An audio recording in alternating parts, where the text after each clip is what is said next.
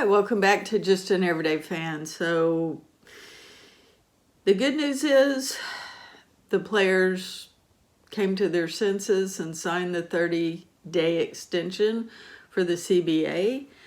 The bad news is there's no agreement as of yet. Now that the deadline for the NBA betting scandal is kind of off of Adam Silver's desk, I think they can move forward with this. And I know Adam Silver doesn't sit at the negotiating table. Kathy Engelberg does. I know the legal team sits there, but you can bet that Adam Silver is tied and they are texting back and forth. So I think everything is, set. I think Adam has talked to Kathy and they know this is what we need to get. This is what we need to do.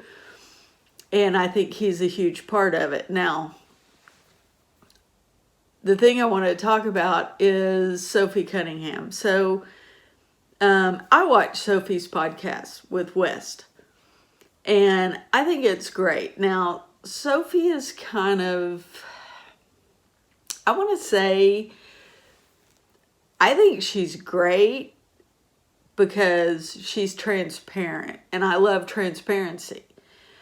However, it has gotten her in trouble. So she has been fined by the WNBA for almost every podcast during the regular season when she was playing for the Indiana Fever in 2025. She was fined. She was brought in by Amber Cox and said, you're fined again. You owe us another X amount of dollars, whatever that might be. Because she made comments about the referees and the players and the fouls and Caitlin Clark not being protected.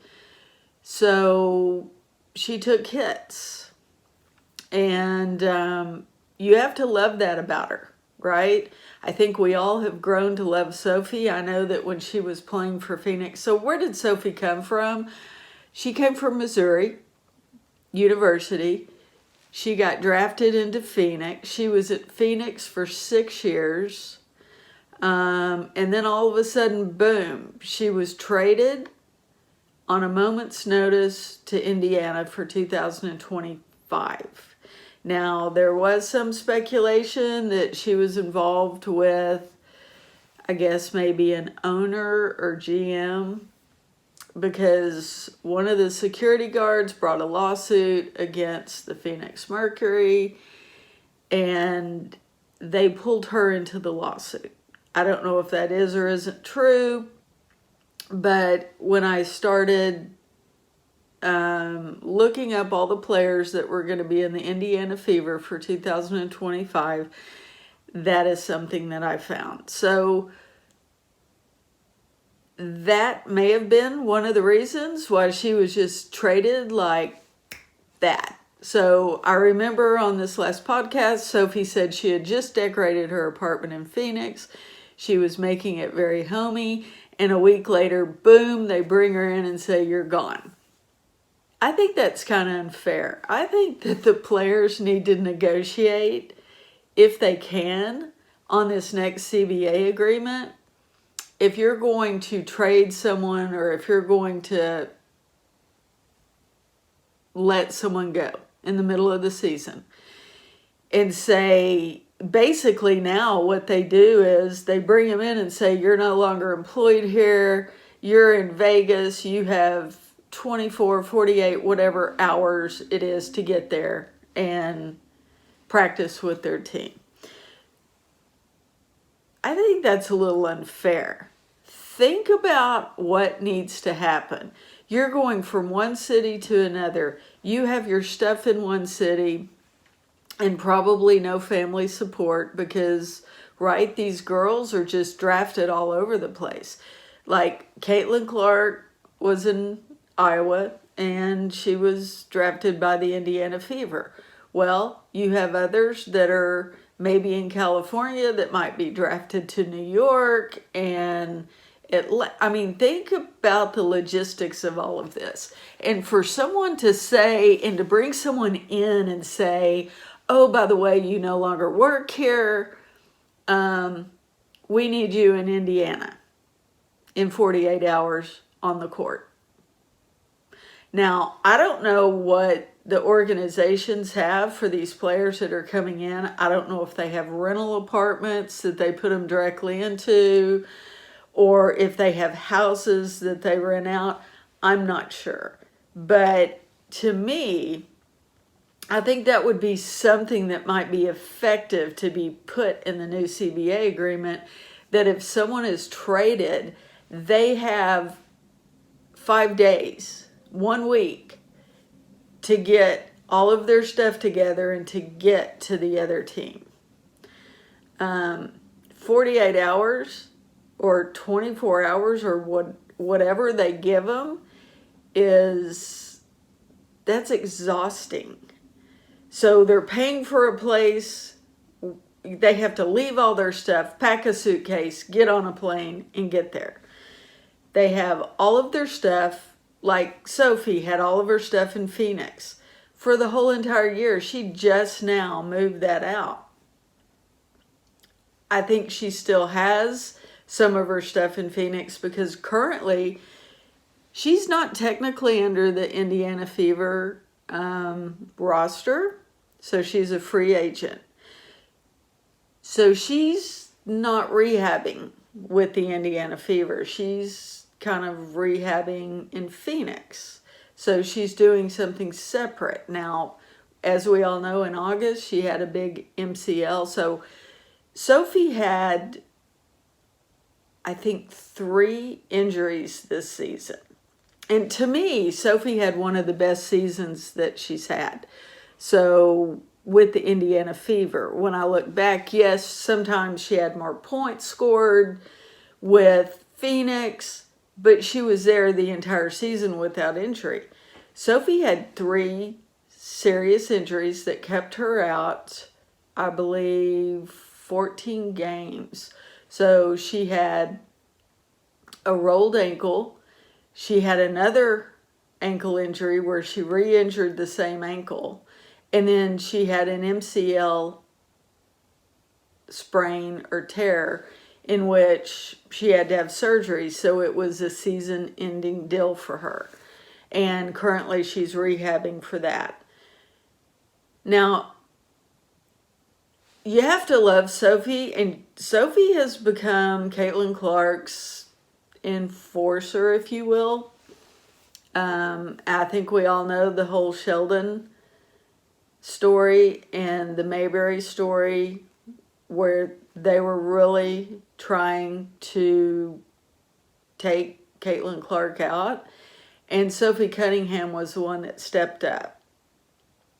And it wasn't Lexi. Yeah, I'll have to agree with Black and White Sports. It wasn't Lexi, it wasn't Kelsey, it wasn't Aaliyah, it wasn't anybody. It was Sophie Cunningham. She took Sheldon to the ground. Both of them were ejected. They couldn't really eject one without ejecting the other.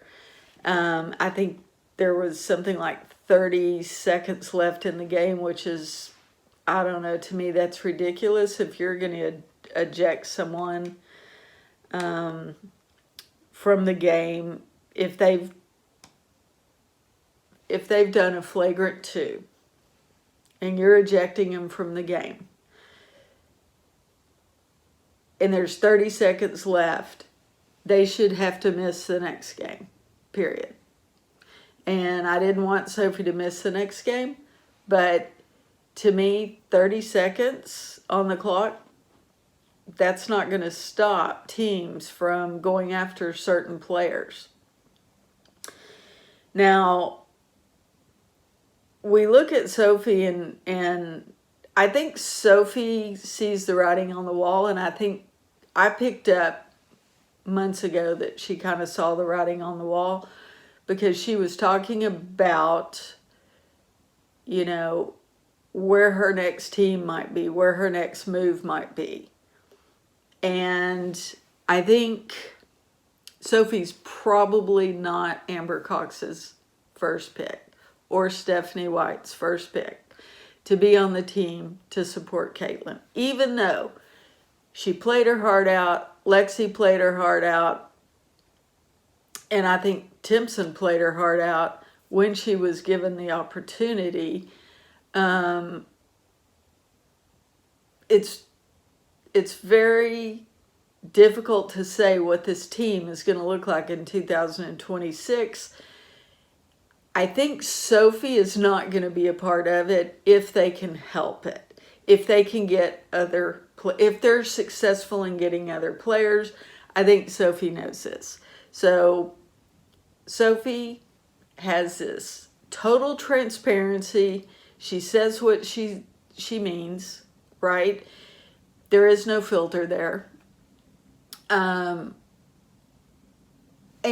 to me, I appreciate that as a fan, because you have a team like the Indiana Fever. They're not transparent. They don't come out and tell even the players anything. Lexi Hall even said they never knew what happened with Dewana Bonner. No one was allowed to talk about it. And they never told them what happened.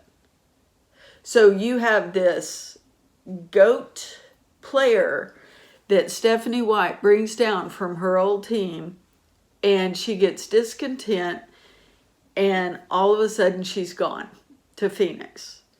And Stephanie White's not going to talk about it. Amber Cox isn't going to talk about it. The first thing that needs to happen is the team needs to be brought together, and they need to squash anything.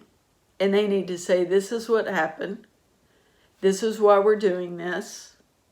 And I'm sure all those players have probably signed NDAs. I don't know that.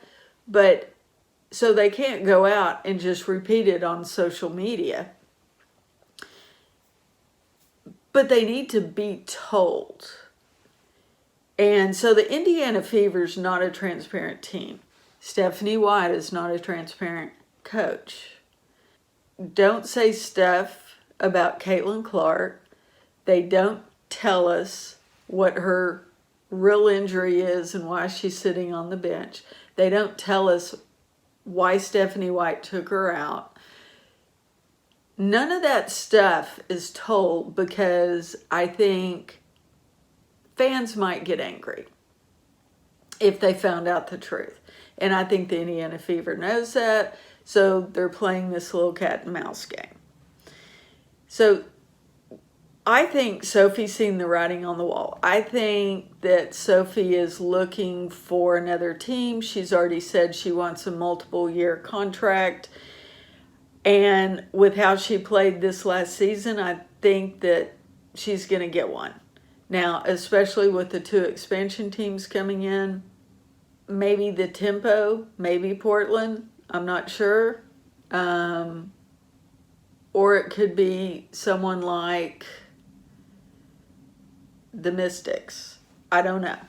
But I think someone is going to pick Sophie up, and I think they're going to pick her up for a multi-year deal.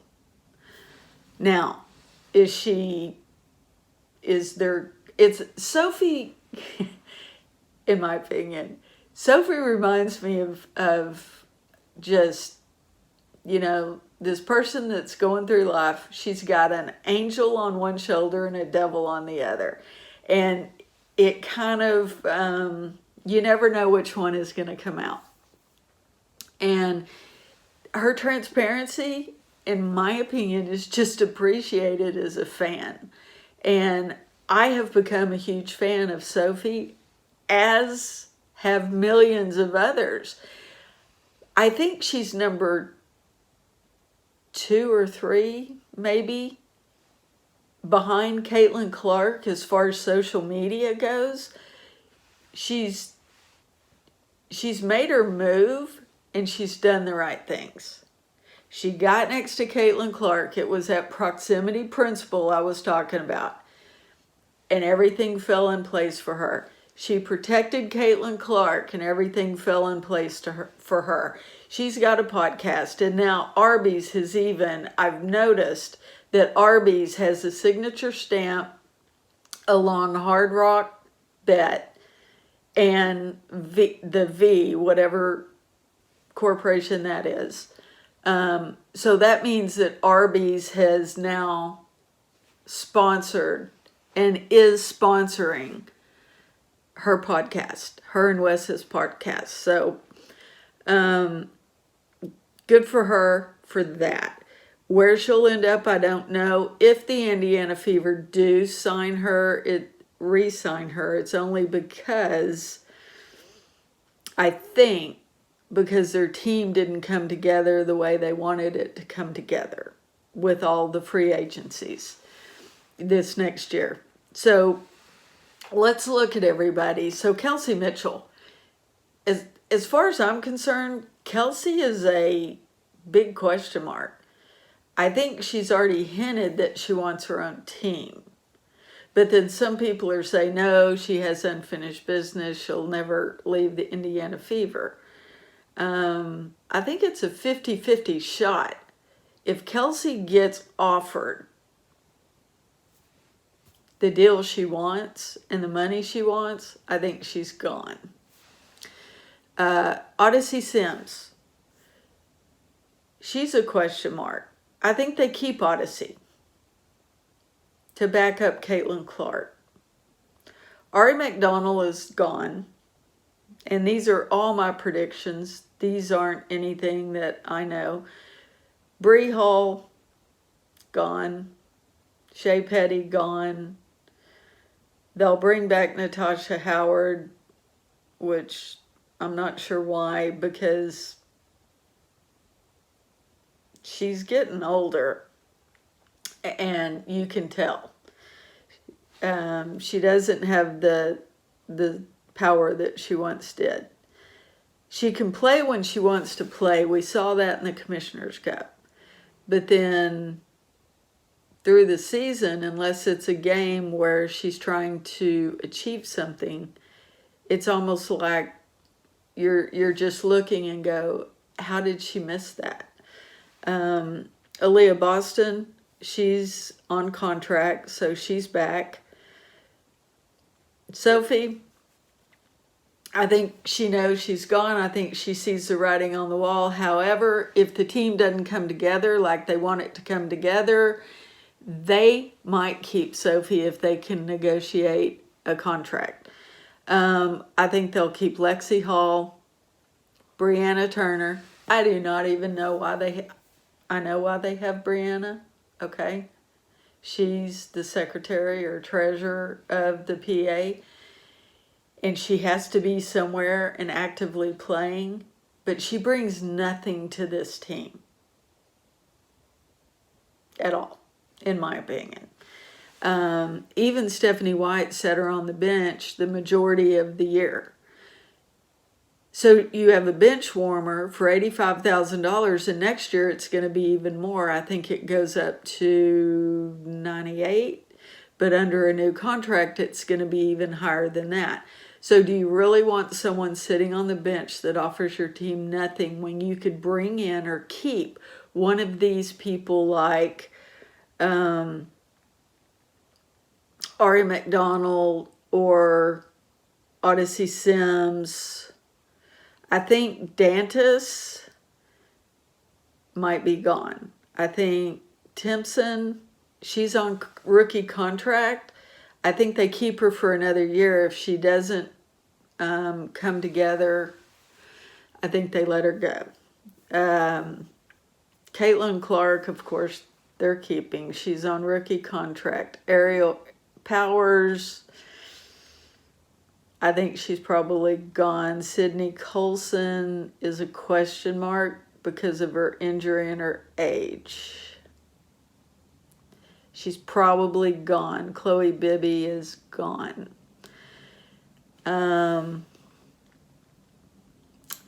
This all depends on the CBA. So are they going to be able to negotiate? Well, we know they're going to be able to negotiate higher salaries, so which means the cap's going to have to go up. And hopefully they can negotiate more players on the roster. So if they can get 2 more players on each roster, that would be great. That would give them a cushion to where they could bring some of these people in. Now, you have to remember, this is a free agent frenzy, okay? All these teams with all these players are free agents. And I think you're going to see a lot of movement, and the teams are not going to probably look anything like they did before.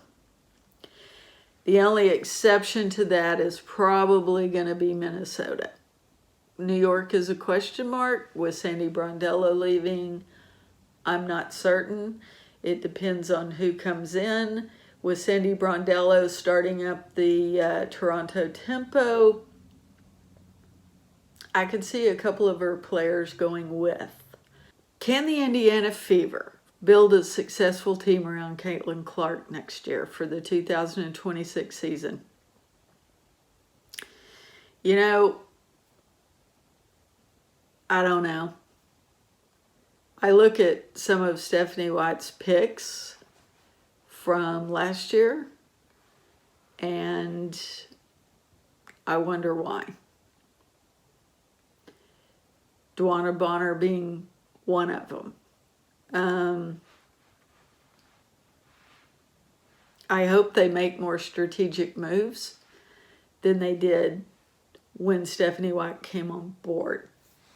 And I hope they give Caitlin Clark players that play modern basketball. And I really wish Stephanie White would give in and actually play modern ball and let Caitlin Clark do her thing. Now, whoever gets Sophie Cunningham, I think they're going to get a great player. I really do. If you look at her three-point percentage, if you look at her field goal percentage, I mean, she's just a solid player, and she's scrappy. And I don't know that she's as scrappy as Lexi Hall. I think Lexi Hall threw her entire body into this season. I don't know of anyone who can disagree with me on that. She has the battle wounds to prove it. But whoever gets Sophie is going to get a good deal, because she's sitting at $100,000 now, and if they make the move and they get the huge salary increase, she could typically get maybe 2x that, so maybe $300,000. If the Indiana Fever cannot build their roster and they have an extra spot, they might keep Sophie.